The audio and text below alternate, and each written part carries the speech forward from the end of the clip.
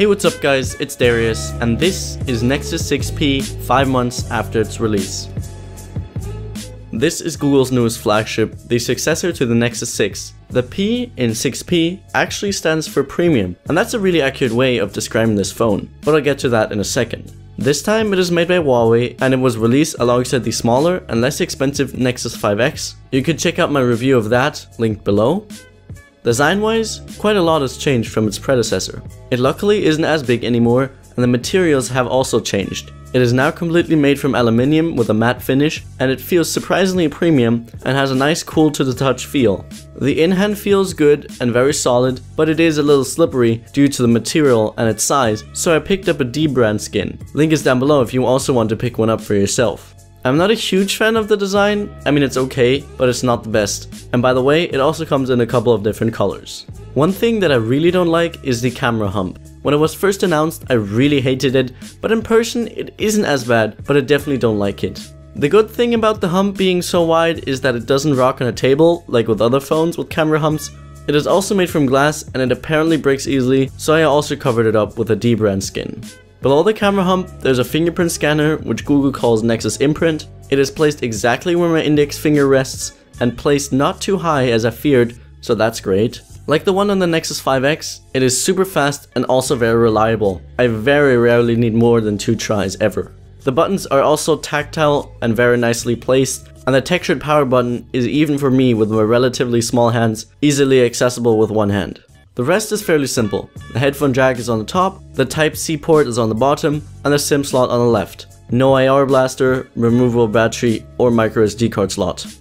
The front looks almost identical to the Nexus 5X, just larger, and that's not a bad thing. I mean, it's not the best looking, but it's fine. It has the same dual front-facing speaker grills, but on the 6P, both actually house a speaker, which is awesome, and the quality is good, but it's superior to other speakers simply because they're pointing towards you. One thing I did like were the large bezels on the top and bottom. I mean, it's even taller than the Huawei Mate 8, and that has a 6-inch screen. I know it's a big phone, but they make it even bigger and almost impossible for me to use with one hand. In between those, there's a gorgeous 5.7-inch Quad HD AMOLED panel. It has a PPI of 518 and is covered in Corning Gorilla Glass 4. Quality-wise, it is very close to the Note 5 screen. It doesn't get as bright, but I might even prefer the colors on it. Viewing angles are great also. Basically, it is one of the best screens out there on any smartphone. Specs wise, it is equipped with all the best specs. Snapdragon 810, Adreno 430, and 3GB of RAM. It gets warm on the load, but it luckily doesn't overheat, even though the 810 is known for doing so. Benchmark wise, it scores well, but real life performance is amazing, even better than on the Nexus 5X or Note 5. Partly because of the specs, but the main reason is the software, which is obviously the newest version of stock Android, being 6.0.1 since it's a Nexus. It's just plain vanilla Android Marshmallow and it runs very fluid, and I really like the animations. Now I won't talk about all of its features, but my favorites include Now on Tap, which is useful, but often there's just nothing on tap, and I'm not really used to it yet. I love that I can finally mute my phone with the volume slider again, and Doze is useful for when you have little battery left and it just lies there without losing any battery. But overall, I don't know if it actually improves battery life. On the 5X, for example, I didn't get great battery life. The 6P houses a fairly large 3450 mAh battery, and battery life is amazing. It lasts me through all days, with usually between 25 and 10% left. I get an average of 5 hours of screen on time, which is killer. It does feature quick charging, and it even shows when it's charging slowly, which I thought was funny. Like on the 5X, Google removed wireless charging, and apparently that would have made the phone unnecessarily thick because of the new Type-C port, so they removed it. One small detail, they included a Type-C to Type-C cable, but also a Type-C to regular USB cable, which the 5X is missing. I like that. The camera on Nexus phones was never good. The one on the Nexus 6 was just terrible. I'm very happy that the camera is no longer an issue. In fact, it's even one of the best smartphone cameras out there. It features a 12.3 megapixel shooter with an aperture of f2.0 and laser autofocus. Sadly, it lacks OIS, but this time they increased the sensor and pixel size. Pictures look amazing, colors are great, white balance is on point, dynamic range was good, and the images were just detailed and crisp. Here's a quick comparison of the Note 5, which also has an amazing camera, and the 6P. In low light, it performs very well, even though it lacks OIS, thanks to the large sensor and pixel size.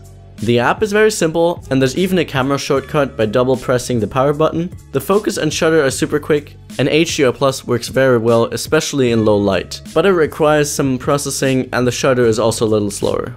It also shoots some nice 4K video, but for video I really wished it had OIS. There's also an option to shoot 240 FPS slow-mo video, and it has an 8 megapixel front-facing camera which can take some nice selfies. When the 6P was first announced, I thought it was good, but I wasn't interested in it that much. When a lot of people reviewed it as the best phone of the year, I had to check it out, and I was very pleasantly surprised. After 5 months, I wouldn't necessarily say that I like it more than my Note 5, but it's just such an amazing device and I couldn't find any major flaw. It checks all of my boxes for an awesome phone. In the 5 months since its release, nothing much has changed. There have been a couple of updates and security patches, performance is just as good as on day 1, and I didn't have a lot of issues. The only issue I did have, and it did annoy me, was that sometimes it would just disconnect from the Wi-Fi or not even connect to it in the first place, and I couldn't reconnect. I had to restart for it to work again. There could just be an issue with my phone or router, but it's something worth noting, but it can just be fixed with an update. Overall, it is an amazing, very well-rounded smartphone with again, no major flaw. It doesn't have my favorite design and it's very big, especially due to the large bezels. Apart from that, I can really recommend it, even more if you live in the US, because it starts at $500 there. In other countries, it is more expensive, like in Germany for example, where it starts at 650 euros, which is a lot more, but it's such a good phone that I can still recommend it, even at that price. If you want to pick one up, make sure to use a link in the description, it will really help me out.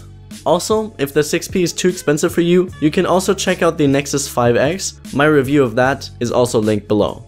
Thank you guys for watching, I hope you enjoyed it. If you did, make sure to leave this video a thumbs up, comment if you have any feedback. Also, I have a giveaway currently going on with a couple of friends, check the description for more info on that. Don't forget to subscribe for more videos like this. See you in the next one, bye!